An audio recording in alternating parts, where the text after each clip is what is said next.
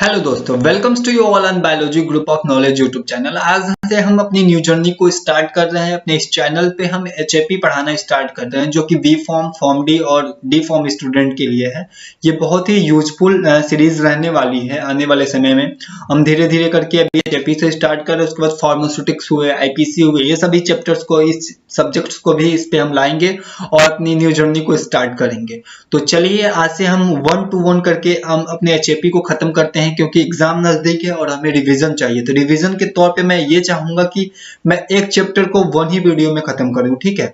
तो चलिए स्टार्ट करते हैं अपनी वीडियो को, जो कि है हमारा एचएपी की, जो कि इंट्रोडक्शन ऑफ बायोलॉजी है, या फिर बोल सकते हैं इंट्रोडक्शन ऑफ एचएपी है। तो इसमें हमारा क्या है, कंटेंट इन डिटेल्स में देखेंगे। तो इसमें कंटेंट हमारा क्या क्या रहने वाला है, देखिए कंटेंट के तौर पे देखें तो ये हमारा कंटेंट के तौर पे क्या रहने वाला है। इसमें हम देखेंगे introduction to human body. Introduction to human body ये हमारा क्या है, ये हमारा इंट्रोडक्शन टू ह्यूमन बॉडी, ये हमारा चैप्टर्स है किसका, एचएपी का। तो एचएपी का चैप्टर है जिसको हम पढ़ना स्टार्ट करते हैं। देखिए इसमें हम क्या देखेंगे, इसमें हम देखेंगे definitions and scope of anatomy. Anatomy और फिजियोलॉजी का क्या डिफिनेशंस है और इसका क्या स्कोप है आने वाले समय में, ठीक, इसको भी देखेंगे। लेवल ऑफ स्ट्रक्चर्स ऑर्गेनाइजेशन, जो भी हमारी बॉडी का स्ट्रक्चरल ऑर्गेनाइजेशन है उसका क्या क्या लेवल होता है, कैसे हमारी बॉडी को बनाया गया, क्या क्या इसमें लेवल क्या बोलते हैं स्टेप्स इन्वॉल्व होती हैं, ठीक। अब बात करते हैं, उसके बाद बात करेंगे बेसिस लाइफ प्रोसेस, मतलब लाइफ की क्या क्या बेसिक प्रोसेस है जिसकी वजह से हमारी लाइफ, अगर वो बेसिक प्रोसेस ना हो तो हमारी लाइफ सर्वाइव नहीं कर पाएगी। उसके बाद बात करेंगे होम्योस्टैटिस। होम्योस्टैटिस क्या होता है, और एनाटॉमी एंड टर्मिनोलॉजी। अगर हम बात करते हैं एनाटॉमिकल टर्मिनोलॉजी, कुछ एनाटॉमिकल टर्मिनोलॉजी है उसको भी देखेंगे। हमारी लर्निंग ऑब्जेक्टिव क्या रहेंगे, to define anatomy and physiology. पहले हम ये देखेंगे एनाटॉमी एंड फिजियोलॉजी क्या होती है। उसके बाद हम डिस्क्राइब करेंगे level of organization of human body. हमारे ह्यूमन बॉडी में कितने लेवल ऑफ ऑर्गेनाइजेशन है उसको देखेंगे। उसके बाद क्या करेंगे हम, 12 सिस्टम, जो हमारी बॉडी होती है वो 12 सिस्टम मिलकर बनी होती है, सिस्टम लेवल ऑफ ऑर्गेनाइजेशन से मिलकर बनी होती है, वो क्या होती है उसको भी देखेंगे। उसके बाद हम बात करेंगे earliest important human process. Human process में क्या क्या इंपॉर्टेंट स्टेप्स होती हैं उसको बात करेंगे। उसके बाद हम देखेंगे to define the anatomical plan देखिए सजाइटल, कोरोनल, ये सब प्लान्स के बारे में भी देखेंगे। सेक्शंस, कैसे हमारे बॉडी को किन किन सेक्शन से डिवाइड कर दिया जाता है, कैसे कैसे इनको डिवाइड कर सकते हैं, और क्या क्या प्रोसीजर होती है जिससे हमारी बॉडी को इजिली से कट कर सकते हैं, ठीक। डायरेक्शन एंड टर्म, ठीक। उसके बाद हम बात करेंगे describe the major body cavity. Body में क्या क्या कैविटी होती है, ठीक है, उसके बारे में देखेंगे। क्रेनियल, ये बोल सकते हैं क्रेनियल हो गया। बात करेंगे अपनी हमारी वो वर्टिब्रल कॉर्नल, वर्टिब्रल कैविटी, ये सब के बारे में भी आने वाले मतलब आगे इंक्लूड करके हम पढ़ेंगे। तो चलिए स्टार्ट करते हैं। और हमारी देखिए negative and positive feedback mechanism, ये सबसे इंपॉर्टेंट है जो कि पेपर में हमेशा आता रहता है, तो इसके बारे में भी बात करेंगे। तो चलिए सबसे पहले हम बात कर लेते हैं, किसके बारे में बात कर लेते हैं। सबसे पहले हम बात करते हैं ब्रांचेज ऑफ साइंस। हमने ये देख लिया क्या कंटेंट अपने इंक्लूड करेंगे। अगर बात करते हैं अगले वाले ब्रांचेज ऑफ साइंस, साइंस के ब्रांचेज के बारे में बात करते हैं, ठीक। साइंस के ब्रांचेज के बारे में बात करते हैं, तो इसमें हम लेते हैं सबसे पहले देखिए ब्रांचेज ऑफ साइंस के बारे में बात करते हैं। ब्रांचेज ऑफ साइंस, इसमें देखिए देयर आर 2 ब्रांचेस। साइंस को हम 2 ब्रांचेस के तौर पे पढ़ते हैं। 2 ब्रांचेस बेसिकली देखें तो 2 ब्रांचेस में इसको डिवाइड किया गया है, ठीक है, एनाटॉमी एंड फिजियोलॉजी।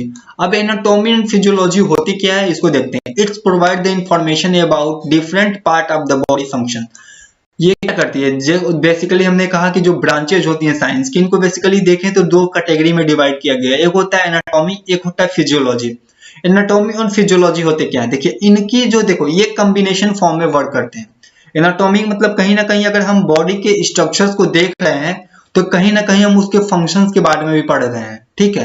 तो एनाटॉमी और फिजियोलॉजी कुछ नहीं है। एनाटॉमी और फिजियोलॉजी बस यही है कि अगर हम किसी बॉडी सेक्शंस पार्ट को, अगर बॉडी के इंटरनल ऑर्गन को हम देख रहे हैं तो कहीं ना कहीं उसके फंक्शंस के बारे में पढ़ रहे हैं। जैसे मान लीजिए अगर हम किडनी देख रहे हैं तो कहीं ना कहीं किडनी के बारे में पढ़ रहे हैं कि किडनी में क्या क्या सेल्स होती हैं, ठीक है। उस सेल्स के बारे में एक तरफ पे देख रहे हैं, एक तरफ उस सेल्स के फंक्शंस के बारे में देख रहे हैं। तो यही है हमारी एनाटॉमी एंड फिजियोलॉजी।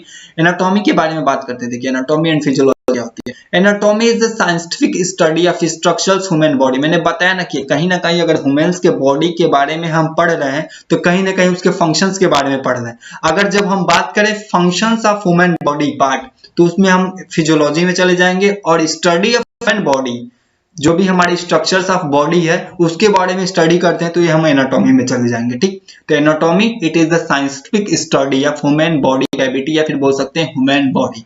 ठीक, सब डिविजन्स क्या क्या हो सकती है एनाटॉमी में? देखो एनाटॉमिकली सब डिविजन देखें इसका तो डेवलपमेंटल बायोलॉजी क्या होती है? डेवलपमेंटल बायोलॉजी क्या होती है? It is the study of complete development of individuals from the fertilization of egg to death. Developmental biology का मतलब क्या होता है? देखिए जब बच्चा जब जन्म होता है, ठीक है, और उसके डेथ तक, जब तक मरता नहीं है और जब से जन्म लेता है, उसके बीच में क्या क्या उसके लाइफ में डेवलपमेंट आती है, ये हम बात करते हैं डेवलपमेंटल बायोलॉजी के अंदर। ठीक है, ये सीधे सीधे यहाँ पे दिख रहा है, it is the study of complete development of individuals from the fertilization of the egg to the, जब हमारी एग क्या मीन्स स्पर्म और ओवम जब जाइगोट का फॉर्मेशन करते हैं तब से लेकर डेथ तक उस बॉडी में क्या क्या डेवलपमेंट होती है, इसको हम डेवलपमेंटल बायोलॉजी के अंदर पढ़ते हैं। अब बात करते हैं सेल बायोलॉजी। सेल बायोलॉजी क्या है? सेल बायोलॉजी जब हम सेल्स के किसी भी सेल्स के हमारी बॉडी सेल से बनी है, अभी हम बात करेंगे आगे organisations level of cellular level of organisations के बारे में बात करेंगे। ठीक, तो जो हमारी सेल्स होती हैं, देखिए जो सेल्स है वो उसके सेल्स बायोलॉजी के अंदर क्या करेंगे? सेल्स बायोलॉजी के अंदर हम क्या करते हैं? सेल्स के स्ट्रक्चर्स और उसके फंक्शंस के बारे में स्टडी करते हैं। जहां पे अगर हम सेल्स के स्ट्रक्चर और फंक्शंस के बारे में बात करते हैं वहां पे सेल बायोलॉजी आ जाएगी। हिस्टोलॉजी क्या है? हिस्टोलॉजी मींस देखो माइक्रोस्कोपिक स्ट्रक्चर्स ऑफ टिश्यू। जब हम टिश्यू का माइक्रोस्कोपिक स्टडी करते हैं तो इसको हम हिस्टोलॉजी करते हैं। What is histology? Histology is the study of microscopic structures of tissue. Tissue कोई भी टिश्यू पार्ट होती है उसका जब माइक्रोस्कोपिक स्ट्रक्चर्स कहते हैं, मींस अगर माइक्रोस्कोप के थ्रू उसको देखते हैं और उसका स्टडी करते हैं वो हम हिस्टोलॉजी के अंदर पढ़ते हैं। ठीक, ग्रॉस एनाटॉमी क्या होती है? It is the cell structures without using microscope. अगर हम किसी भी सेल्स को बिना माइक्रोस्कोप का यूज किए उसका स्टडी कर रहे हैं तो उसको हम ग्रॉस एनाटॉमी कहेंगे। ठीक, यहां तक का आई होप आपको समझ में आ गई होगी। अब आगे चलते हैं। अभी देखिए इसमें दिया है सिस्टमिक एनाटॉमी। सिस्टमिक एनाटॉमी क्या होती है जी? सिस्टमिक एनाटॉमी के बारे में बात करते हैं। It is the study of specific system of body such as nervous and respiratory system. जब हम नर्वस और रेस्पिरेटरी सिस्टम के बारे में पढ़ते हैं तो वो हम स्टडी करते हैं सिस्टमिक एनाटॉमी के अंदर। ठीक, अब देखिए इसमें क्या दिया? Regional anatomy. रीजनल एनाटॉमी का मतलब क्या होता है? रीजनल एनाटॉमी का मतलब ये होता है जब हम कभी भी हेड, जैसे मान लीजिए किसी भी रीजन की बॉडी के किसी एक पार्टिकुलर रीजन के बारे में स्टडी करते हैं, जैसे हमारा हुआ हेड के बारे में स्टडी कर रहे हैं या फिर चेस्ट के बारे में स्टडी कर रहे हैं, तो ये हम क्या किसके अंदर आ जाएंगे? Specific region. When we are study the specific region of the body, then we call regional anatomy. Regional anatomy में अगर हम क्या करते हैं? It is the study of specific regions of body such as head and chest. Head और chest के specific regions के बारे में अगर स्टडी कर रहे हैं तो वो हमारे रीजनल एनाटॉमी के अंदर आ जाएगा। रेडियोग्राफी। देखिए रेडियो मीन्स क्या है? रेडियोग्राफी। रेडियो मतलब क्या है? इसमें कहीं ना कहीं रेडियो एक्टिव सब्सटेंस का यूज किया गया है। अगर कोई भी एक्सरे के स्ट्रक्चर्स के बॉडी के किसी भी स्ट्रक्चर्स के बारे में अगर हम स्टडी करते हैं विद द हेल्प ऑफ किसके? एक्सरे। अगर एक्सरे के हेल्प से अगर हम बॉडी के स्ट्रक्चर्स का स्टडी कर रहे हैं तो वो हमारे रेडियोग्राफी एनाटॉमी के अंदर आ जाएगी। ठीक, पैथोलॉजी एनाटॉमी के अंदर क्या आ जाएगी? It is the study of structural change and associate with disease. अगर कोई बॉडी हमारी डिजीज के साथ, जैसे सपोज कीजिए कि हमको टाइफॉइड हो गई है, टाइफॉइड के वजह से, ठीक है, किसी डिजीज के वजह से अगर हमारे बॉडी का कोई स्ट्रक्चरल फंक्शन चेंज हो जाए, स्ट्रक्चरल चेंज हो जाए, तो उसकी स्टडी हम पैथोलॉजिकल एनाटॉमी के अंदर करेंगे। ठीक, एम्ब्रियोलॉजी का मतलब क्या हुआ? जैसे मान लीजिए एम्ब्रियो बनता है, जाइगोट का फॉर्मेशन होता है, उसके बाद 8 वीक के बाद एम्ब्रियो में डेवलपमेंट हो जाती है। तो अगर हम 8 वीक के बाद ह्यूमन डेवलपमेंट, एम्ब्रियो की डेवलपमेंट के बारे में स्टडी करते हैं 8 वीक के बाद, मीन्स सीधे सीधे बोले यहाँ पे एम्ब्रियो का डेवलपमेंट के बारे में स्टडी करना ही एम्ब्रियोलॉजी कहलाता है। ठीक, बात कर रही हमारी बात एनाटॉमी के अंदर। अब हम बात करते हैं फिजियोलॉजी क्या होती है। देखिए फिजियोलॉजी के अंदर बात करते हैं तो फिजियोलॉजी क्या होती है? Physiology it is the scientific study of normal function of organism and their function.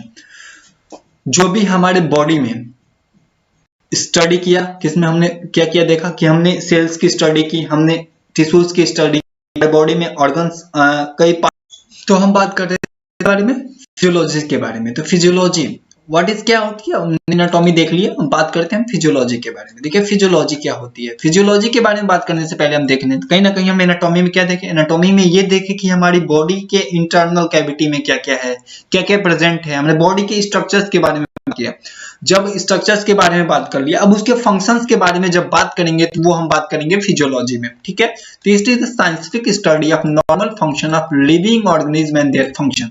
जो भी हमारे लिविंग ऑर्गेनिज्म है उसके नॉर्मल फंक्शंस और उसके पार्ट्स, बॉडी के पार्ट्स के क्या क्या फंक्शन है इसके बारे में देखेंगे। इसके सब डिविजन्स क्या हो सकती है, ये देखिए इसके सब डिविजन्स में हम डीपली नहीं जाएंगे, बस ऊपर ऊपर से ही बात कर लेते हैं।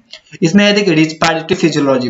रिस्पिरेटरी फिजियोलॉजी मतलब क्या, कहीं ना कहीं अगर हम लंग्स के फंक्शंस के बारे में बात करें, उसके पासवे जो भी हमारा पैसेज वे है, एयर की पैसेज वे है, उसके बारे में अगर बात कर रहे हैं तो क्या आ जाएगी हमारी, वो आ जाएगी हमारी किसमें, ये हमारी आ जाएगी रिस्पिरेटरी फिजियोलॉजी में, ठीक। रिस्पिरेटरी फिजियोलॉजी की बात कर लिए। अब हम बात करते हैं किसकी, अब हम बात करते हैं जी रेनल फिजियोलॉजी। रेनल फिजियोलॉजी क्या होती है, रेनल फिजियोलॉजी कहीं ना कहीं वो किडनी से रिलेटेड है। Renal means kidney. देखिए किडनी के अगर हम फंक्शन और स्ट्रक्चर्स के बारे में बात करते हैं, फंक्शन स्ट्रक्चर्स की बात करें तो एनाटॉमी में बात करेंगे, जब फंक्शंस की बात करेंगे तो वो हमारी आ जाएगी रेनल फिजियोलॉजी के अंदर, ठीक। अब देखिए इम्यूनोलॉजी क्या होती है, it is the study defence mechanism of against the disease. हमारे बॉडी में होती है defence mechanism against the disease. कभी कभी क्या होता है जी, हम फीवर होती है, हमें हमारी तबीयत खराब होती है, लेकिन विदाउट मेडिसिन लिए हमारी बॉडी सही हो जाती है। बिना डिफेंस मैकेनिज्म का तो ये हो नहीं सकता। हमारे बॉडी में होती है डिफेंस मैकेनिज्म, रोग प्रतिरोधक क्षमता होती है जो कि क्या करती है, को डिफेंस करती है, किससे, अगेंस्ट माइक्रोब्स जैसे वायरस, बैक्टीरिया, प्रोटोजोआ, फंजाई, जिसके वजह से हमारी बॉडी क्या होती है, डिजीज रहती है, ठीक। अब देखिए अब आगे चलते हैं, अब आगे बात करते हैं फिजियोलॉजी के अंदर ही है एक्सरसाइज। क्या है एक्सरसाइज, एक्सरसाइज क्या है, एक्सरसाइज फिजियोलॉजी में क्या, it is the study of changes in the cells and the function. Cells की स्टडी और उसके चेंज, सेल्स में क्या चेंजेस आती हैं और organ functions as a result of exercise. जब एक्सरसाइज करते हैं तो डायफ्राम कंस्ट्रक्शंस, लंग्स में ब्रीदिंग का, रिस्पिरेशन का बढ़ जाना, एक्सरसाइज में लैक्टिक एसिड का जम जाना, ये सब पढ़ेंगे, आगे पढ़ेंगे, ठीक। तो ये सब जब हम स्टडी करते हैं तो एक्सरसाइज फिजियोलॉजी में आ जाएंगे। न्यूरोफिजियोलॉजी में से ब्रेन नर्वस सिस्टम के रिलेटेड है ये। पैथोफिजियोलॉजी मतलब कहीं ना कहीं डिजीज एसोसिएटेड विद द, अगर कोई ना डिजीज किसी बैक्टीरिया की वजह से हो रहा है हमारे बॉडी में, उसके फंक्शंस देखेंगे हम पैथोफिजियोलॉजी में बात कर। कार्डियोवैस्कुलर फिजियोलॉजी कहीं ना कहीं हार्ट से रिलेटेड है, जब हार्ट के फंक्शंस के बारे में, ब्लड के वेसल्स के फंक्शंस के बारे में स्टडी करेंगे तो कार्डियो इसमें बात करेंगे, कार्डियोवैस्कुलर में बात करेंगे। इंडोक्राइन कहीं ना कहीं हार्मोन्स के रिलेटेड है, हार्मोन्स में क्या क्या कंट्रोल होती है, अगर उसके फंक्शंस के बारे में बात करें तो हमारी किसमें बात होगी, हमारी बात होगी इंडोक्राइनोलॉजी में, ठीक। लेवल ऑफ ऑर्गेनाइजेशंस की बात करते हैं। अब देखिए लेवल ऑफ स्ट्रक्चरल ऑर्गेनाइजेशंस की बात करते हैं। इसमें देखिए there are 6 level of organization. हमारे बॉडी में 6 लेवल ऑफ ऑर्गेनाइजेशंस होती हैं। क्या क्या होती हैं इसके बारे में देखते हैं। पहला केमिकल लेवल ऑफ ऑर्गेनाइजेशन, दूसरा हमारा सेलुलर लेवल ऑफ ऑर्गेनाइजेशन, तीसरा है हमारा टिश्यूज लेवल ऑफ ऑर्गेनाइजेशन, उसके बाद है हमारा organ level of organization, system organ system level of organization, उसके बाद organism level of system organisation.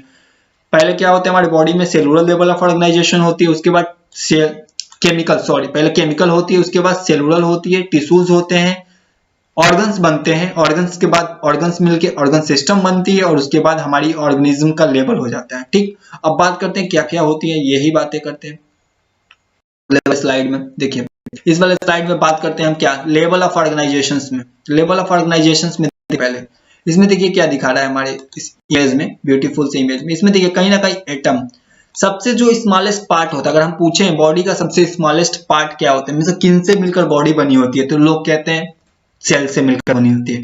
तो क्या सेल्स ऑटोमेटिक बन गई है क्या, नहीं ना, कहीं ना कहीं सेल्स भी कुछ चीज से मिलकर बनी होती है। वो सभी बातें आ जाएंगी हमारे लेवल ऑफ ऑर्गेनाइजेशंस में, ठीक है।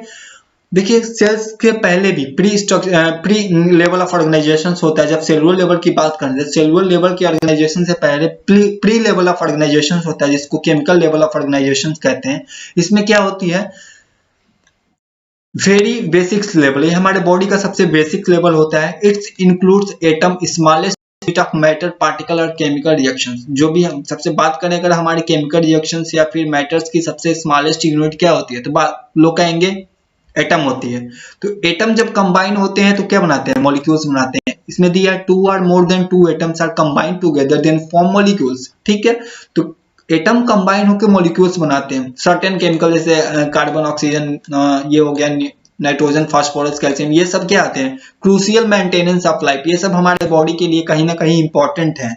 क्रूशियल मेंटेनिंग ऑफ लाइफ, ये हमारे बॉडी की क्रूशियल कंडीशंस को या फिर क्रूशियल मेंटेनिंग ऑफ लाइफ के लिए इंपॉर्टेंट है। ठीक है, ये रही केमिकल लेवल की बात। केमिकल लेवल मतलब क्या होता है कि कहीं ना कहीं हमारी जो सेल्स होती हैं वो एटम से मिलकर बनी होती है। एटम से मिलकर कैसे बनती है, एटम क्या होते हैं, दो डिफरेंट टाइप ऑफ मेटल या फिर सेम टाइप ऑफ मेटल्स क्या एटम्स कंबाइन होते हैं और मॉलिक्यूल्स का फॉर्मेशन करते हैं। अब देखिए सेलुलर लेवल की बात करते हैं। सेलुलर लेवल में क्या होता है, सेलुलर लेवल में जब बात करेंगे तो यहाँ पे देखिए, यहाँ पे होता है different molecules combine together to form cell. Different type के मॉलिक्यूल्स जो होते हैं वो कंबाइन होते हैं और सेल्स का फॉर्मेशन करते हैं। मॉलिक्यूल्स कैसे बनते हैं, एटम, सेलुलर लेवल में बात कर लिया। ठीक है, cells is the basic structural and functional unit of life. जो सेल्स होती है हमारे बॉडी का स्ट्रक्चरल और फंक्शनल यूनिट होती हैं। Human body content muscle cells, nervous cells and epithelial. Human body जो होती है डिफरेंट टाइप ऑफ सेल्स को कंटेंट करती है, जैसे नर्वस सेल्स हुआ, मसल सेल्स हुआ, ये सब सेल्स हैं। ठीक है, अब आगे बात करते हैं। अब आगे हमारे है लेवल ऑफ ऑर्गेनाइजेशंस में है हमारा टिश्यूज ऑर्गेनाइजेशन। हमने केमिकल लेवल ऑफ ऑर्गेनाइजेशंस की बात कर ली। ठीक है, अब बात करते हैं टिश्यूज लेवल ऑफ ऑर्गेनाइजेशंस की। टिश्यूज लेवल ऑफ ऑर्गेनाइजेशंस में क्या देखेंगे हम, टिश्यूज लेवल ऑफ ऑर्गेनाइजेशंस में देखते हैं तो इसमें देखेंगे हम क्या, सबसे पहले कलर चेंज कर लेते हैं। देखिए इसमें हम बात करेंगे टिश्यूज लेवल ऑफ ऑर्गेनाइजेशंस में different cells come together to form tissues. ठीक है, टिश्यूज क्या होती हैं, different type of combination of cell से मिलकर बनती हैं, ग्रुप ऑफ सेल से मिलकर बनती हैं, that's works together to perform a particular function. जैसे मान लीजिए किडनी है, किडनी का काम क्या होता है, फिल्ट्रेशन। जब फिल्ट्रेशन, इसमें भी डिफरेंट टाइप ऑफ सेल्स होती हैं। अकेली सेल्स तो काम नहीं करेगी, क्या काम करेगी, डिफरेंट टाइप ऑफ सेल्स, कई सेल्स मिलकर एक ग्रुप बनाते हैं सेल्स का। ठीक है, और वो एक पार्टिकुलर फंक्शंस को परफॉर्म करते हैं जिसको टिश्यू कहते हैं। What is tissue, tissue is the group of cells, similar cells that perform a particular function, या फिर बोल सकते हैं different cells combine together to form a cell, to form a tissue. ठीक, उसके बाद बात है human body content 4 basic tissues. Humans में 4 तरह के टिश्यूज होते हैं। जब टिश्यूज पढ़ेंगे उसमें देखेंगे इपिथेलियल टिश्यूज हो गए, connective tissues, muscular tissues, nervous tissues, ये क्या होते हैं, टिश्यूज के टाइप हैं। अब ऑर्गन लेवल ऑफ ऑर्गन्स की बात करते हैं। 3 लेवल ऑफ ऑर्गेनाइजेशंस की बात कर ली, अब ऑर्गन लेवल ऑफ ऑर्गेनाइजेशंस की बात करते हैं। हमें ये समझ में आ गया होगा कि आपको टिश्यूज लेवल तक समझ में आ गया होगा। आगे बात करते हैं organ level of system, organ level of organisations के बारे में। ऑर्गन लेवल ऑफ ऑर्गेनाइजेशंस के बारे में बात करने से पहले हम ये देखते हैं कि इसमें देखिए इसमें क्या होता है।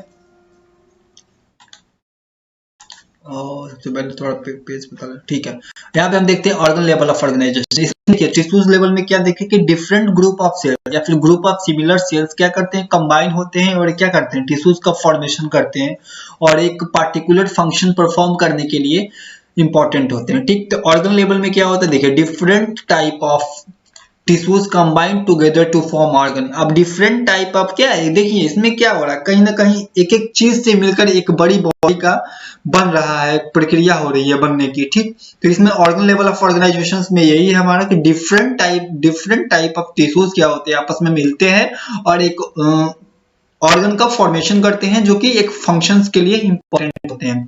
अगला वाला देखिए, अगले वाले स्लाइड में जाने से पहले कुछ और देख लेते हैं, जो भी हमारा बच्चा हुआ इसको कवर कर लें। देखिए इसमें क्या है हमारा Organs are composed of two more different type of tissues having specific functions or recognized shape. Examples में organ stomach, skin, bone marrow, heart and lungs, brain etc. देखिए इसमें क्या दिया है, इसमें ये कह रहा है कि जो ऑर्गन्स होती है ना वो कंपोज्ड होती है टू और more different type of tissue से, जो क्या करता है कि स्पेसिफिक फंक्शंस के लिए और एक स्पेसिफिक शेप के लिए क्या होता है, इंपॉर्टेंट होता है। जैसे एग्जांपल में हम ले लेते हैं स्टमक, ये भी टिश्यू से सेल से मिलकर टिश्यू बना है, टिश्यू से मिलकर एक ऑर्गन बना है। क्या है हमारा largest organ of the body is stomach. अब स्किन्स भी है हमारी, स्टमक भी है, बोन्स भी है, हार्ट भी है, सब क्या है, एक ऑर्गन का समूह है, एक ऑर्गन है जो कि किससे मिला है, टिश्यू से मिलकर बने हैं। अब आगे चलते हैं, अगले वाले स्लाइड पे हमारा क्या है, अगले वाले ऑर्गन लेवल ऑफ ऑर्गेनाइजेशंस में देख क्या है हमारा, अगला जो है हमारा वो है हमारा सिस्टम लेवल ऑर्गेनाइजेशन। हमने ऑर्गन तक तो देख लिया, अब यहाँ पे बात करते हैं सिस्टम लेवल ऑफ ऑर्गेनाइजेशंस में क्या कह रहा है। सिस्टम लेवल ऑफ ऑर्गेनाइजेशंस में ये कह रहा है कि all the organs with the common functions combine together to form system. जितने भी ऑर्गन्स होते हैं, सभी ऑर्गन्स का डिफरेंट डिफरेंट वर्क होता है, सब क्या करते हैं, आपस में कंबाइन होते हैं, एक क्या करता है, एक सिस्टम का फॉर्मेशन करते हैं, जो कि क्या करते हैं, आपस में कंबाइन करके एक सिस्टम का फॉर्मेशन करते हैं, जो कि क्या होता है, एक कोऑर्डिनेशन फंक्शंस के लिए इंपॉर्टेंट होता है। ठीक, अब देखिए इसमें क्या दिया है, above figure shows the structures and digestive system। जो भी हमारा एबव फीचर, ऊपर का जो भी फिगर दिखा रहा था, ये वाली फिगर की बात कर रहे हैं, ऊपर जो भी मैंने अभी फिगर दिखाया था आपको, वाली फिगर, एक मिनट, ये वाली जो फिगर है क्या, ये स्टमक है, ये हमारा क्या है, ये हमारा स्टमक है, ये देखिए ये हमारा स्टमक है। ठीक है, देखिए यहाँ से मिला एटम, एटम से मिलकर मॉलिक्यूल्स बने, मॉलिक्यूल से मिलकर क्या होते हैं, मैक्रो मॉलिक्यूल्स बने, मैक्रो मॉलिक्यूल्स कंबाइन तो क्या किए, सेल्स का फॉर्मेशन किए, सेल से बना टिश्यू। ठीक है, डिफरेंट 4 टाइप के टिश्यूज होते हैं, टिश्यू से मिलकर हमारा ऑर्गन बना। अब ऑर्गन से मिलकर क्या बनेगा, एक ऑर्गन सिस्टम बनेगा, और इसी ऑर्गन सिस्टम के समूह से हमारी पूरी बॉडी बन जाएगी। यही है हमारा लेवल ऑफ ऑर्गेनाइजेशन। आपको अच्छे से समझ में आ गया होगा, तो आगे बढ़ते हैं। कोई भी डाउट होगा तो नीचे कमेंट बॉक्स में आप कमेंट करके बता सकते हैं कि हमें ये चीज ना समझ में आई, तो मैं अगले वाले लेक्चर्स में उसको अच्छे से समझाने की कोशिश करूंगा। ठीक, अब देखिए ये ऑर्गन लेवल ऑफ ऑर्गेनाइजेशन में क्या हो गया, सिस्टम बना, सिस्टम से क्या बड़ा पूरा होल एक बॉडी बन गई, ह्यूमन बॉडी बन गई। अब देखिए 12 सिस्टम होती है हमारे बॉडी में। सिस्टम लेवल ऑफ ऑर्गेनाइजेशन क्या है भाई, अब सिस्टम लेवल ऑफ ऑर्गेनाइजेशन भी तो कुछ होती है। अब देखिए हमारे बॉडी में क्या होते हैं, 12 सिस्टम्स होते हैं, 12 सिस्टम से मिलकर हमारी बॉडी बनती है। कौन सा है, डाइजेस्टिव सिस्टम, नाम याद रखना चाहिए आपको, respiratory system, urinary system. Respiratory system मतलब लंग्स, कहीं ना कहीं हम लंग्स की बात कर रहे हैं, लंग्स की। ठीक है, रिस्पायरेटरी सिस्टम मतलब लंग्स की बात कर रहे हैं। ठीक, डाइजेस्टिव सिस्टम स्टमक से रिलेटेड है, urinary system nervous system, urinary system kidney से रिलेटेड है, नर्वस सिस्टम न्यूरॉन्स, न्यूरॉन्स जो भी है हमारे न्यूरल कंडक्शन इनसे इंपॉर्टेंट है। रिप्रोडक्टिव सिस्टम गोनाड्स वगैरह, मेल गोनाड, फीमेल गोनाड्स, इसमें पढ़ेंगे हम। देखिए इसमें देखिए स्पेशल सेंसेस ऑर्गन्स जैसे आईज हुए, नोज हुए, टंग्स हुए, इसके बारे में भी पढ़ेंगे। लिम्फेटिक सिस्टम, ये भी हमारा सिस्टम है। Muscular system, cardiovascular system, total मिला के हमारे 12 सिस्टम ऑफ ह्यूमन बॉडी जिनसे मिलकर हमारी बॉडी बनी। कौन कौन से हैं, digestive system, respiratory system, urinary system, nervous system, reproductive system, endocrine system, cardiac vascular system, muscular system, lymphatic system and special senses organ. ये हमारी ऑल अबाउट की बारी है 12 सिस्टम ऑफ ऑर्गेनाइजेशंस के बारे में। ठीक है, अब देखिए ये 12 को कैसे कैसे, मैंने अभी बताया कि जो नर्वस सिस्टम होती है इसमें ब्रेन, स्पाइनल कॉर्ड, नर्व के बारे में फंक्शन, इनका फंक्शंस क्या होती है इसके बारे में भी लेते हैं। इनका जो फंक्शंस होती है वो हमारे बॉडी के इनवॉलेंटरी और कोऑर्डिनेशन फंक्शंस के लिए इंपॉर्टेंट होते हैं। जैसे नर्व इंपल्स जनरेट हुआ, पोटेंशियल जनरेट हुआ, एक स्टिमुलाई को दूसरे जगह तक पहुंचाने का काम सब हमारा नर्वस सिस्टम का होता है। ठीक, बात करते हैं कार्डियोवास्कुलर सिस्टम का, इसमें होती है ब्लड वेसल्स होती है, हार्ट हो गया, और क्या होती है ब्लड हुए, सॉरी ब्रेन नहीं होता, ब्रेन हमारा नर्वस सिस्टम का पार्ट है। ये जो होती है देखिए इसमें ऑर्गन क्या क्या हो सकते हैं हमारे ऑर्गन में, इसमें हो सकते हैं ब्लड हो गए, हार्ट हो गए, और हमारे ब्लड वेसल्स हो। इनका क्या काम होता है, ये ब्लड को पंप करने में काम करती है थ्रू आउट द बॉडी। क्या करती है, heart pump the blood through out the vessels, vessels के थ्रू क्या करती है, हार्ट क्या करती है, ब्लड को पंप करती है, कहां तक, हमारे पूरे होल बॉडी में एक क्लोज सर्कुलेटरी पाथ बनाती है, जिसकी वजह से हमारी ब्लड फ्लो होता है। ठीक, अब डाइजेस्टिव सिस्टम में बात करें, ये हमारा होता है डाइजेस्टिव सिस्टम की बात करें तो ये होता है हमारा माउथ से लेकर एनस तक। ठीक, इसमें आ जाएंगे पैनक्रियाज, लीवर, स्टमक, आइसोफोगस, ये सभी क्या है इसके पार्ट है। सैलिवरी ग्लैंड से लगाए पूरा माउथ से लेकर एनस तक, ये सब हमारे डाइजेस्टिव सिस्टम के पार्ट हैं, जिनका क्या काम होता है, ये हमारे mechanism and breakdown of foods में हेल्प करते हैं। Mechanical and chemical breakdown of foods में क्या करते हैं, इंपॉर्टेंट होते हैं। ठीक, तो ये बात की अब्जॉर्प्शन ऑफ न्यूट्रिशंस और इसका एलिमिनेशन के लिए भी इंपॉर्टेंट होते हैं। ये सभी हमारी बात होता है नर्वस डाइजेस्टिव सिस्टम। अब बात करते हैं यूरिनरी सिस्टम की। यूरिनरी सिस्टम की जब हम बात करते हैं तो इसमें हमारी किडनी आ जाएगी, यूरेटर आ जाएगा, यूरिनरी ब्लडर आ जाएगा और यूरेथ्रा। इन सब का क्या काम होता है, इनका फंक्शन होता है produce, stores and eliminate of urine. ये हमारे बॉडी के वेस्टेज मटेरियल को रिमूव करने के लिए इंपॉर्टेंट होती है। जो कि यूरिन होता है, यूरिन जो होता है, यूरिक एसिड जो भी होती है हमारे बॉडी में, उसका वो क्या करता है, हमारे बॉडी में से जो भी एलिमिनेट प्रोडक्ट, वो हमारे बॉडी को वेस्टेज प्रोडक्ट को रिमूव करने के लिए इसका फंक्शन होता है यूरिनरी सिस्टम। ये क्या करता है, हमारे health maintain the acid base balance. हमारे बॉडी का एसिड बेस बैलेंस है, एसिड बेस बैलेंस फ्लूइड होती है, जो कि हम पढ़ेंगे किसमें, अभी आईपीसी में, इनऑर्गेनिक फार्मास्यूटिकल इनऑर्गेनिक केमिस्ट्री में पढ़ेंगे एसिड बेस बैलेंस। इसमें पढ़ेंगे कि हमारे बॉडी में जो भी इलेक्ट्रोलाइट्स होते हैं वो हमारे बॉडी के एसिड बेस बैलेंस में इंपॉर्टेंट रोल प्ले करते हैं। तो इनको भी ये मेंटेन करने में हेल्प करता है कौन, urinary system. Maintain minerals balance of the body, ये हमारे बॉडी के मिनरल्स बैलेंस को भी बना के रखता है कौन, यूरिनरी सिस्टम। ठीक, आगे चलते हैं। अब आगे देखते हैं हम रिस्पायरेटरी सिस्टम। मैंने रिस्पायरेटरी सिस्टम से बताया था, इसमें लंग्स आ जाएंगी, एल्वुलाई, फेरेंस, लारिंक्स, ब्रोंकिया, ये सब किसके पार्ट हैं, रिस्पायरेटरी सिस्टम के। इनका फंक्शंस क्या होता है, ये ऑक्सीजन को ट्रांसपोर्ट करते हैं फ्रॉम इनहेल्ड टू, एक जगह से दूसरी जगह तक ऑक्सीजन का क्या करता है, ट्रांसफर कराता है ये। ठीक, helps to regulate the acid base, ये भी हमारे एसिड बेस बैलेंस मैकेनिज्म में हेल्प करते हैं। और production of sound by vocal cord, ये साउंड भी प्रोड्यूस करते हैं वोकल कॉर्ड के थ्रू। ठीक, लिम्फेटिक सिस्टम, लिम्फ ये हमारे बॉडी के डिफेंस मैकेनिज्म में भी हेल्प करता है। जो भी हमारे पैथोजेंस आते हैं हमारे बॉडी में, जो कि अनवांटेड मटेरियल होते हैं, उनको भी ये क्या करता है, वाइट करके खा जाता है। ठीक, ये लिम्फेटिक सिस्टम होती है, लिम्फेटिक वेसल्स हो जाएंगे, लिम्फ, स्प्लीन भी आ जाता है इसमें, थाइमस ग्लैंड का भी वर्क होता है, थाइमस नोड्स का भी, लिम्फ नोड्स, टॉन्सिल्स, ये सब इसके पार्ट्स होते हैं किसके, लिम्फेटिक सिस्टम के। ठीक, इसका रिटर्न प्रोटीन एंड फ्लूइड, ये सब आपकी, ये ज्यादा इंपॉर्टेंट नहीं है, ये मेरी स्लाइड में है, आप एक एक करके इसको पढ़ लीजिएगा। एंडोक्राइन सिस्टम को पढ़ लीजिएगा, मस्कुलर सिस्टम को पढ़ लीजिएगा। ये सब क्या है, ये है हमारी एंडोक्राइन में बात करते हैं हार्मोन्स का रेगुलेशन कैसे होता है। मस्कुलर्स में मसल्स, स्केलेटल मसल्स जो हो गई, ये स्पेशल सेंसेस ऑर्गन, आई कैसे डिटेक्ट करता है, ईयर कैसे सुनता है, और कैसे स्किन का क्या डिटेक्शन होती है, टंग कैसे, ये सब हम पढ़ते हैं स्पेशल सेंसेस ऑर्गन में।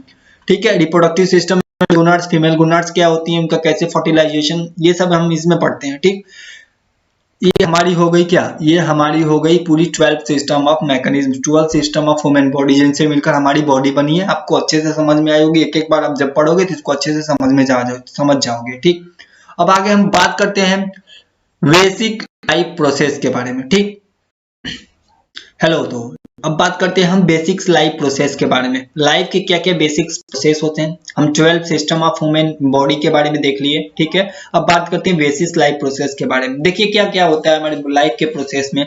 लाइफ, देखो लाइफ में बहुत कुछ होता है जी, लेकिन हमको क्या होता है कि पता नहीं होता है, बहुत चीजें ऐसी मिस हो जाती हैं जो कि नहीं होनी चाहिए। देखिए इसमें क्या होती है, रिस्पॉन्सिवनेस क्या होती है, इसमें क्या होती है, अगर हम किसी गर्म चीज को छूते हैं तो कैसे हमारे बॉडी को पता चल जाती है। अगर कोई मान लीजिए अगर आग, हमारा हाथ है, उसको आग में डालते हैं तो कैसे पता चल जाती है कि हमें मतलब हम गर्म चीज को छू रहे हैं, या फिर कोई ठंडा चीज को छू रहे हैं, या फिर कहीं हम अंदर से बाहर धूप में जा रहे हैं तो कैसे पता चलता है कि हमारे बॉडी में धूप आ गई। ये सब क्या होती है, एक हमारी बॉडी की एबिलिटी होती है जो कि इन्वायरमेंटल चेंजेस के अगेंस्ट हमारे बॉडी को क्या करे, रिस्पॉन्स करे। ये होती है हमारी responsiveness, means it is the body ability to detect the response to change. ठीक, ये होती है हमारी।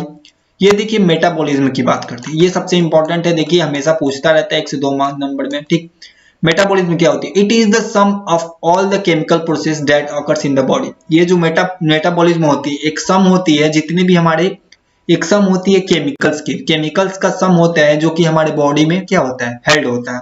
जो भी केमिकल प्रोसेस हमारे बॉडी में क्या होती है, अकर होती है, उसका ये सम होता है, means it is the sum of chemical process occurring in the body. ठीक, कैटाबॉलिज्म क्या होता है, catabolism is the breakdown of complex chemical substance into the simple.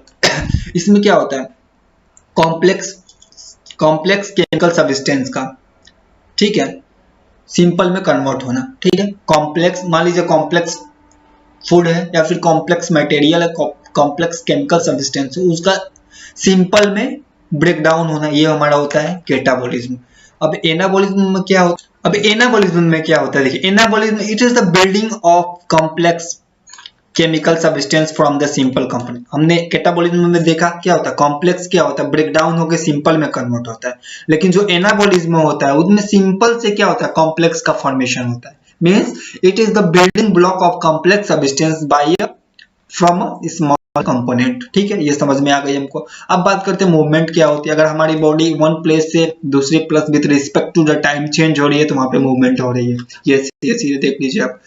अब देखिए जो भी टर्मिनोलॉजी है इसमें हमारे बेसिस लाइफ प्रोसेस में, वो सब इसमें लिखा हुआ है, आप अच्छे से इसको समझ। जैसे ग्रोथ, हमारे बॉडी में क्या ग्रोथ, इंट्रिंसिक एक्सट्रिंसिक ग्रोथ क्या होता है, इनर से ग्रोथ होना, एक बाहर से ग्रोथ होना, क्या क्या ग्रोथ होती है ये हमारी आ जाएंगे। डिफरेंशिएशन मींस हमारे बॉडी का कैसे क्या होता है, it is development of cells from unspecialized to specialized state. Unspecialized state से स्पेशलाइज्ड स्टेट में क्या होता है, डिफरेंशिएशन होना। जैसे सेल्स का वो होता है डिफरेंशिएशन में, आप देख लेंगे।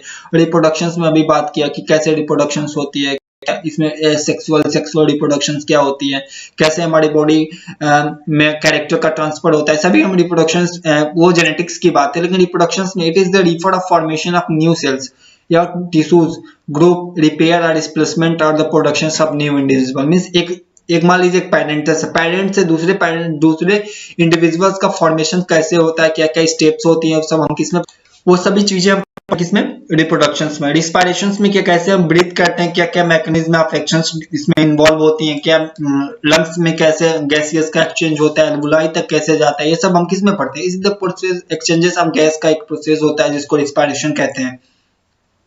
ये हमारी रिस्पायरेशन हो गई।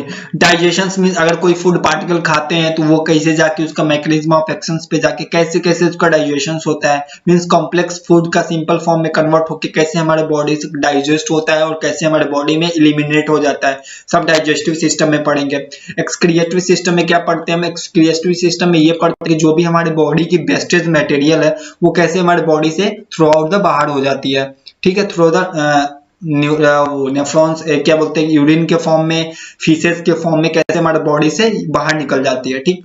अब अगले वाले स्लाइड में हम लोग हैं सबसे इंपॉर्टेंट होम्योस्टेटिस एंड होम्योस्टेटिस होता है कि हीमोस्टेटिस होता है, ठीक है। हीमोस्टेटिस मींस ब्लड से रिलेटेड, होम्योस्टेटिस मींस देखिए इसमें क्या होता है, it is the ability of body to maintain an equilibrium with in its internal environment when dealing with the external change. अगर हमारी बॉडी कोई भी बॉडी एक्सटर्नल चेंजेस के अगेंस्ट क्या डीलिंग कर रही है तो उसका इंटरनल इन्वायरमेंट को एक्सटर्नल इन्वायरमेंट से इक्विलिब्रियम को अटेंड कराना ही हमारी हीमोस्टेटिस होती है। हीमोस्टेटिस is the blood ability of body, है हमारे बॉडी की वो एबिलिटी होती है जिसके वजह से हमारे इंटरनल इन्वायरमेंट, हमारी बॉडी की इंटरनल इन्वायरमेंट एक्सटर्नल इन्वायरमेंट के साथ इक्विलिब्रियम अटेंड करती है, उसको हम बोलते हैं हीमोस्टेटिस, ठीक है। हीमोस्टेटिस जो होती है एक डायनामिक कंडीशंस होती है, ठीक। इसमें देखिए हीमोस्टेटिस एंड फ्लूइड क्या क्या होती है। देखिए homeostasis, an important aspect of homeostasis is meaning the volume and composition of fluid. एक इंपॉर्टेंट एस्पेक्ट होता है होम्योस्टेटिस का कि मेंटेनिंग ऑफ हमारी बॉडी की कंपोजिशन, जो भी हमारी वॉल्यूम होती है और कंपोजिशन ऑफ वॉल्यूम फ्लूइड होती है उसका मेंटेन रखना, ठीक है। जैसे dilute watery solutions containing dissolve chemicals and found the cells surrounding them, ठीक। जैसे मान लीजिए हमारे बॉडी में 3 तरह की सेल, देखिए इसमें इंट्रासेलुलर कैसे कैसे हमारे बॉडी की फ्लूइड डिवाइड होती हैं, इंट्रासेलुलर फ्लूइड होती है जो कि हमारे सेल्स के अंदर प्रेजेंट होती है, ठीक है। एक एक्स्ट्रा सेलुलर फ्लूइड होती है जो कि प्रेजेंट आउटसाइड द सेल्स। ये हमारी देखिए इसमें इंट्रासेलुलर फ्लूइड होती है जो कि ये हमारा सेल्स है, इसके अंदर जो फ्लूइड होती है उसको इंट्रासेलुलर फ्लूइड कहते हैं। अब देखिए एक फ्लूइड जो होती है जो कि हमारे क्या होती है, एक्स्ट्रा सेलुलर फ्लूइड जो होती है वो हमारे present outside the cells, out cells के बाहर प्रेजेंट होती हैं, ठीक। इंटरस्टिशियल फ्लूइड क्या होती है, these are the narrow space between the cell tissues. Cell tissues के अंदर जो भी प्लाज्मा होती है, हमारी प्लाज्मा में जो फ्लूइड आती है, सीधे सीधे बोले तो वो होती है इंटरस्टिशियल फ्लूइड। ये होती है हमारी बॉडी की फ्लूइड मैकेनिज्म। फ्लूइड का डिवीजन ऐसे होता है 3 तरीके से, ठीक है, होम्योस्टेटिस आपको समझ में आ गया होगा। ठीक, होम्योस्टेटिस ऑफ द बॉडी। अब देखिए यहाँ पे देखिए क्या होती है, एंड बॉडी फ्लूइड के बारे में बात करते हैं। यहाँ पे देखिए extra cellular fluid different depending on the location of the body. हमारे बॉडी पे जितने लोकेशन होते हैं उसका एक्स्ट्रा सेलुलर फ्लूइड डिपेंड करता है। जैसे मान लीजिए extra cellular with in the blood vessels is term as blood plasma. जो भी हमारी एक्स्ट्रा सेलुलर फ्लूइड होती है ब्लड वेसल्स में, वो ब्लड प्लाज्मा में टर्म होती है। ठीक, extra cellular with in the lymphatic vessels is lymph. जो भी हमारी एक्स्ट्रा सेलुलर लिम्फेटिक सिस्टम में अगर हम एक्स्ट्रा सेलुलर देखें तो हमारी जो लिम्फ होती है वो एक्स्ट्रा सेलुलर फ्लूइड होती है। ठीक, extra cellular fluid around the brain and spinal cord is known as cerebro spinal fluid. जो भी सेरेब्रो स्पाइनल फ्लूइड होती है हमारे ब्रेन में और स्पाइनल कॉर्ड में, उसको हम एक्स्ट्रा सेलुलर फ्लूइड कहते हैं। Extra cellular fluid joints is referred as synovial fluid. जो भी हमारी ज्वाइंट्स में साइनोवियल फ्लूइड होती है वो क्या होती है, एक्स्ट्रा सेलुलर फ्लूइड होती है। Extra cellular fluid in eyes. अगर आईज में देखें एक्स्ट्रा सेलुलर फ्लूइड क्या होती है तो उसमें होती है एक्वस ह्यूमर जो होती है हमारे बॉडी में, जो कि इंपॉर्टेंट होती है, वो होती है हमारी एक्स्ट्रा सेलुलर फ्लूइड। और आगे बात करते हैं the proper functioning of the body cells depending on the composition of the interstitial fluid surrounding them. जो भी हमारी प्रॉपर फंक्शनिंग होती है बॉडी की, वो composition of extra cellular fluid पे इंपॉर्टेंट, इंटरस्टेशियल फ्लूइड और एक्स्ट्रा सेलुलर फ्लूइड पे इंपॉर्टेंट होती है। ठीक, ये रही हमारी बात होम्योस्टेटिस और फ्लूइड मैकेनिज्म की। बात करते हैं फीडबैक मैकेनिज्म एंड लूप की। Feedback loop, it is the cycles in which the status of the body conditions is monitored, evaluated, changes, removed and re-evaluated and so on।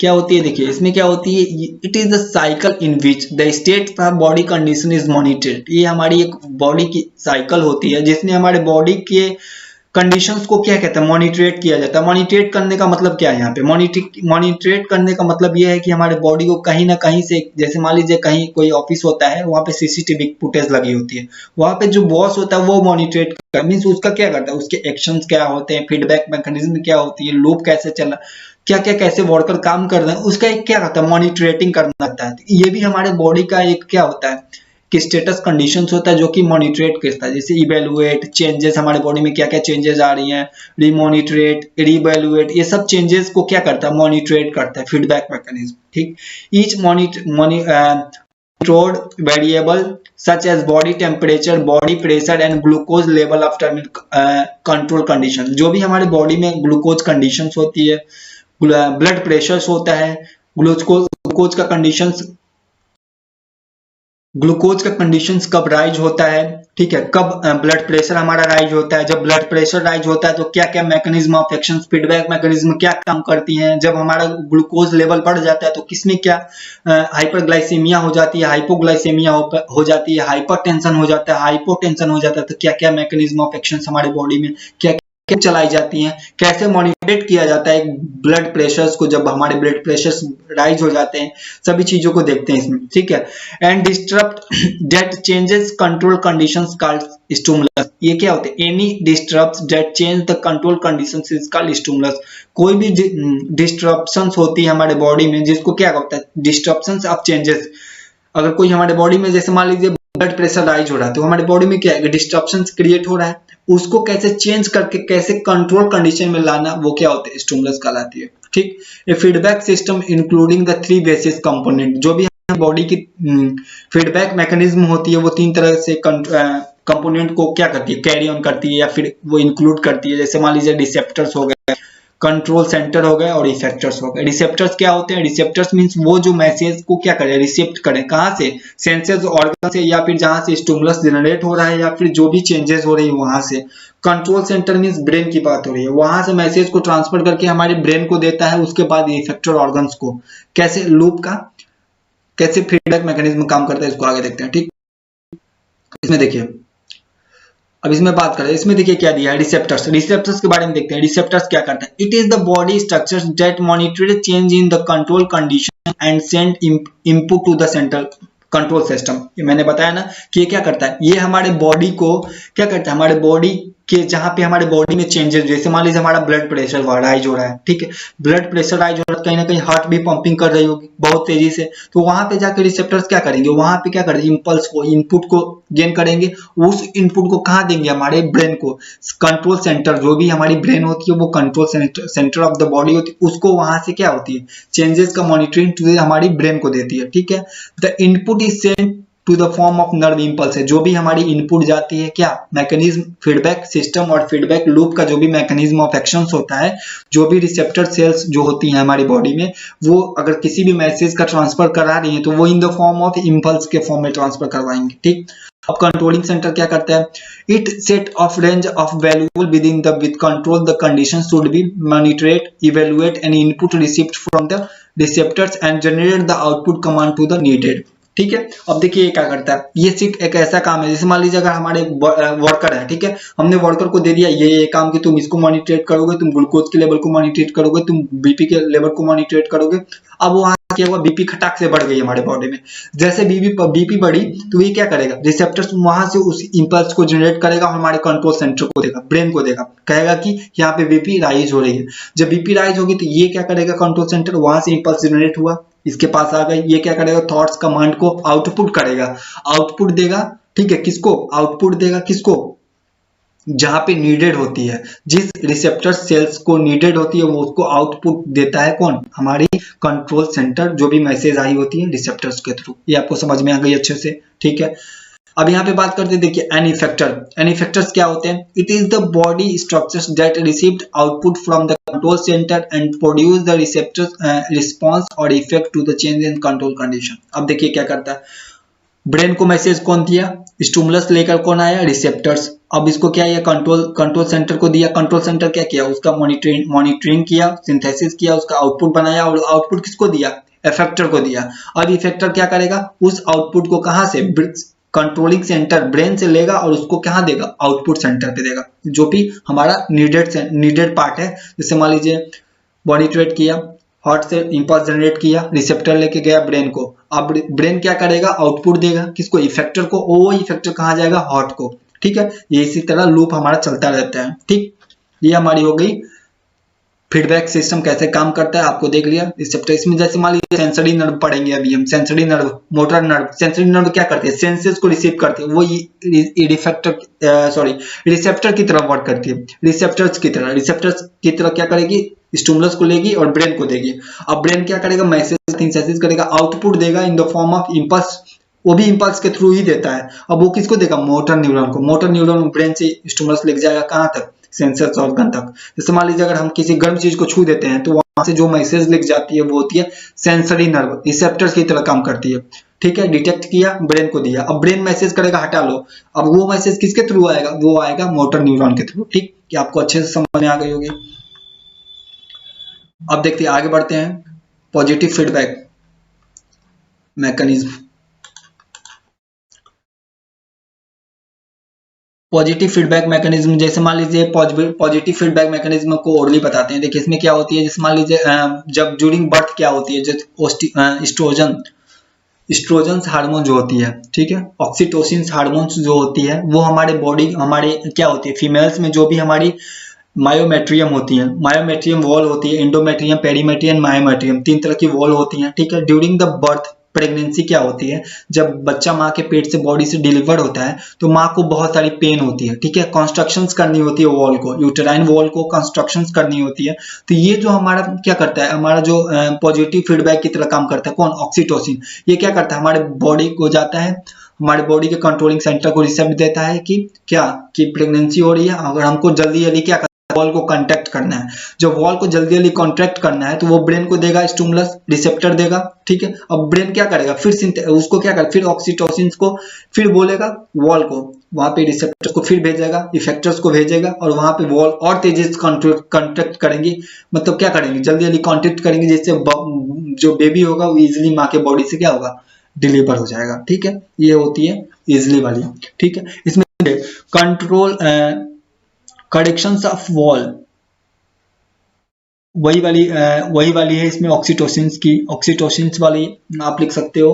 Positive feedback में oxytocin हो गए, ठीक है। अगर हम negative feedback की बात करें, निगेटिव फीडबैक की बात करें, इसमें आ जाएगी हमारी बीपी को कंट्रोल किया जाता है, ब्लड प्रेशर हुए और क्या होते हैं थर्मो रेगुलेशंस कैसे हमारी बॉडी करती है। जैसे मान लीजिए हमारी बॉडी ब्लड प्रेशर क्या होगा, राइज होगा।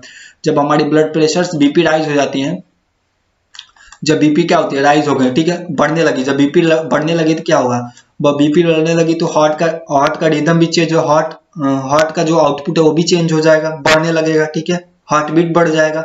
अब उसको क्या होता है, कंट्रोल करना होता है, ठीक है। तो हमारी बॉडी क्या करेगी, हमारी बॉडी को क्या करेगा, हमारी बॉडी क्या करेगी, हमारी बॉडी में स्वेट लाएगी, पसीना लाएगी, जिसकी वजह से क्या होगा, जो भी हमारी सोडियम होगी, जो भी साल्ट्स होंगे हमारी बॉडी के थ्रू बाहर निकलेंगे, हमारी बॉडी को करना होगा, जिसके धीरे धीरे क्या होगा, हमारा बीपी का लेवल, जो भी हमारी वेसल्स कॉन्ट्रिक्ट की गई होंगी, हमारी जो भी ब्लड वेसल्स होंगी जिसमें क्या होगा ब्लड का फ्लो होता है, अगर वो कहीं कॉन्ट्रिक्ट कहीं है तो उनको क्या करेगा, डायलेट कर देगा, रिलैक्स कर देगा, जिसकी वजह से उनका डायमीटर छोटा होगा। जब ब्लड वेसल्स की डायमीटर छोटी होती है तो उसमें क्या होगा,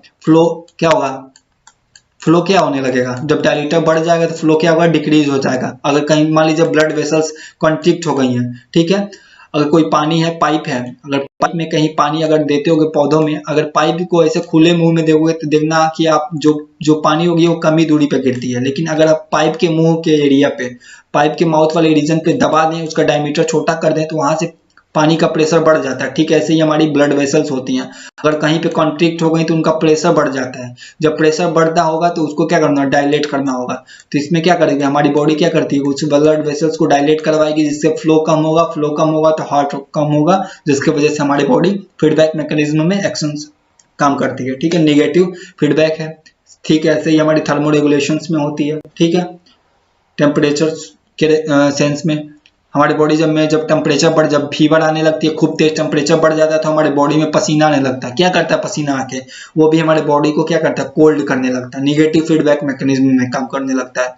आपको यहाँ तक अच्छे से समझ में आ गई होगी, पूरी चीजें इस पे लिखी हुई हैं, आप अच्छे से पढ़ोगे अच्छे से समझ में आ जाएंगे, ठीक है। ये डायग्राम एक बार आप देख लेना, ये वाली डायग्राम और ये वाली डायग्राम, ठीक है। अब आगे क्या है हमारा बेसिस एनाटॉमिकल टर्मिनोलॉजी है।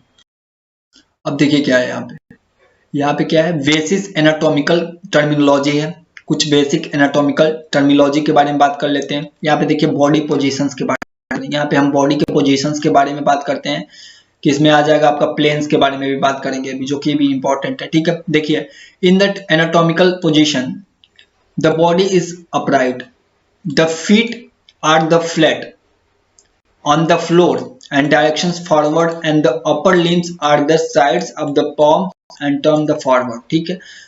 प्रोन पोजीशंस क्या होती है हमारी बॉडी का, जब हमारी बॉडी जो होती है इस डायरेक्शंस में सोई होती है, मींस लाइन फेस हमारी डाउन करके सोई लाइन कंडीशंस में होती है, उसको हम बोलते हैं प्रोन पोजीशन।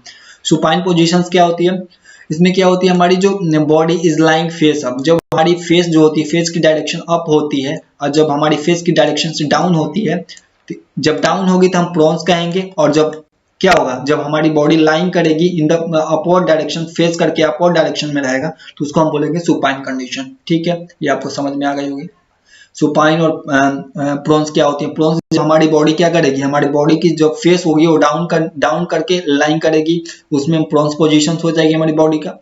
सुपाइन पोजीशंस में क्या होगी, जब क्या होते हैं सुपाइन पोजीशंस में लाइन जो हमारी फेस होगी वो अप करके क्या करेगी, लाइन करेंगे, उसमें हम आ जाएंगे सुपाइन पोजीशंस में, ठीक।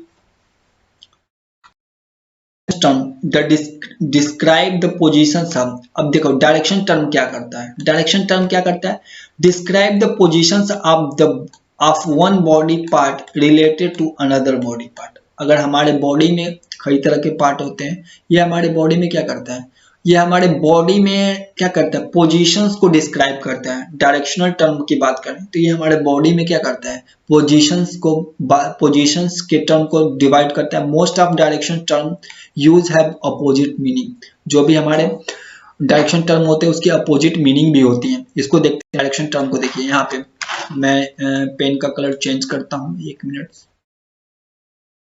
यस, ओके, ठीक है। सुपेरियर क्या होता है, देखिए सुपेरियर पोजीशंस क्या होती है, सुपेरियर अगर कोई बोल दिया कि डायरेक्शन सुपेरियर डायरेक्शन में हमारी बॉडी को कट करना है, सुपेरियर इंफेरियर क्या होता है, इसको देखो।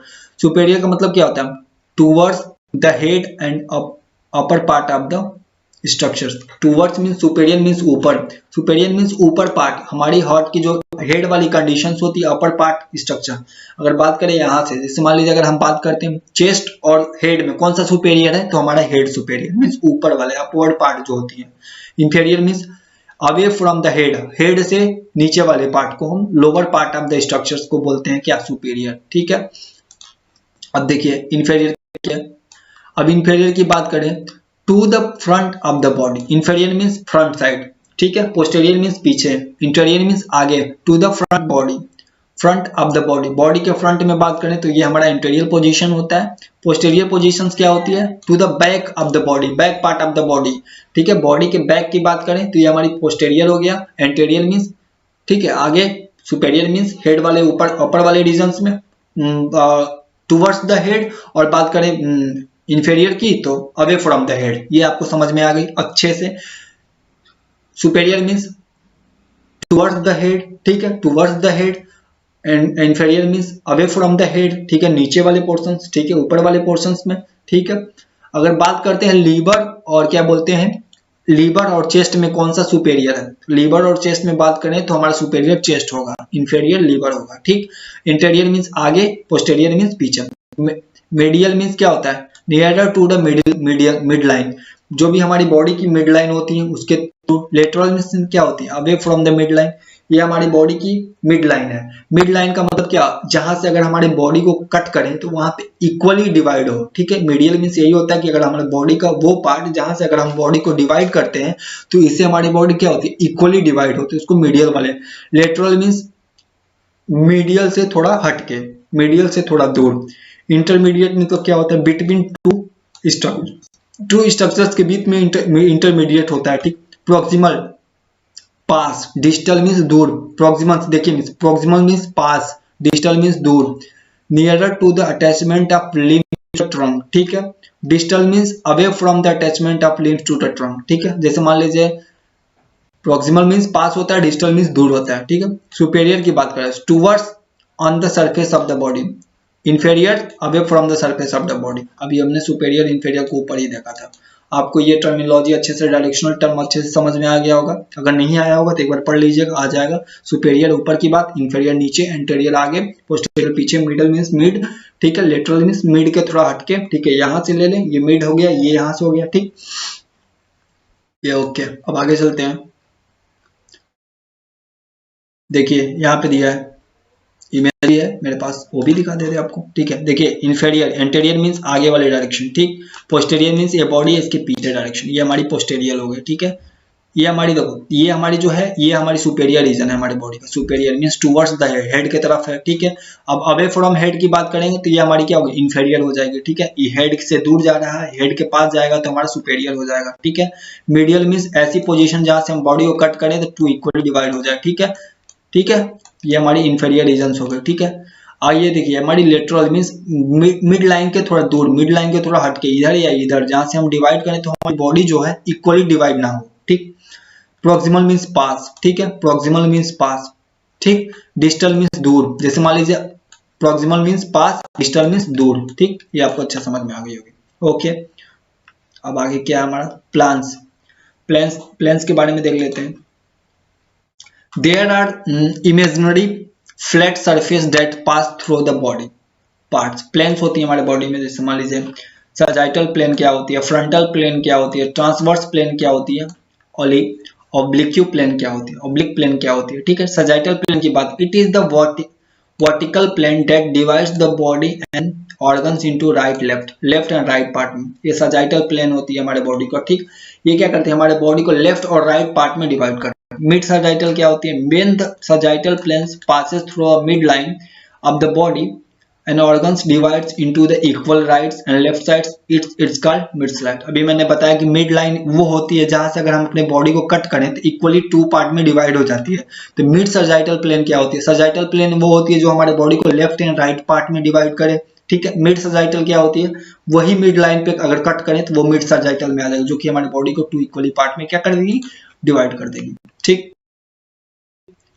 प्लान्स, यहाँ पे देखिए प्लान्स, पैरासजाइटल मीन्स क्या होता है, parasagittal is the plus does not passes through the mid line but divides in the body into unequal left and right. ठीक है, अदर सजाइटल्स वही होगा कि अगर हम बॉडी को जैसे मान लीजिए अनइक्वल लाइन पे, मिड लाइन पे ना करके क्या करते कहीं और से काटें into left and right directions में, तो वो भी पैरासजाइटल में आ जाएगा। फ्रंटल में frontal and coronal, frontal plane को कोरोनल प्लेन भी बोलते हैं। ये क्या करते हैं, it's divides our body into anterior and posterior, means आगे और पीछे। जैसे मान लीजिए ऐसे लेटरली हमारे बॉडी को ऐसे कट करे तो ये क्या करेगा, हमारे बॉडी को एंटेरियर और पोस्टेरियर पार्ट में क्या कर देगा, डिवाइड कर देगा। ये होती है फ्रंटल एंड कोरोनल प्लेन।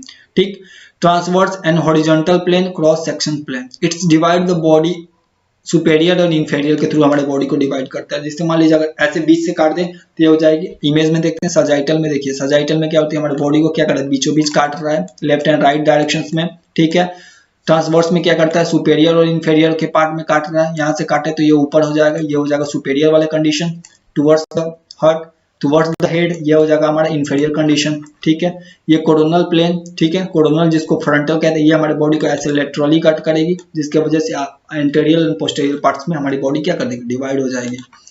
ठीक, एक्यूट प्लेन क्या होती है, ये क्या होती है देख लेते हैं इसको भी। It is the passes through the body and organs and angles between the transverse plane and sagittal plane between the transverse। इसको इमेज से देखेंगे तो समझ में आ जाएगा आपको। ठीक, देखिए एक एंगल के थ्रू हम अपने बॉडी को कट करते हैं। ठीक है, ये ना तो ट्रांसवर्स के थ्रू काटते हैं, ना सजाइटल के थ्रू, ना ही क्या करते हैं, ना ही ट्रांसवर्स प्लेन में काटते हैं, ना ही क्या होते हैं सजाइटल। एक बिटवीन द ट्रांसवर्स और सजाइटल प्लेन के काटते हैं, जिससे एक थोड़ा सा एंगल बना के हम अपनी बॉडी को काटें तो ये क्या करते हैं, transverse plane and frontal plane हमारी बॉडी को क्या कर देगा, डिवाइड कर देगा। ठीक है, ये रही बात पूरी प्लेन्स के बारे में। ठीक, ये हम लोग के स्लाइड में नहीं है। ठीक, आई होप आपको अच्छे समझ में आ गई होगी। समझ में आई होगी तो वीडियो को लाइक कीजिएगा एंड सब्सक्राइब कीजिएगा। Thanks a lot. ये पूरी प्लेन्स जो है हम लोगों ने डिस्कस कर दिया, यहाँ तक हमारे सिलेबस में था, हमने पूरी चीजों को समझ कर लिया। आपको अच्छे से समझ में आया होगा। तो चलिए अब नेक्स्ट बात अगले वाले वीडियो में बात करते हैं। Okay bye.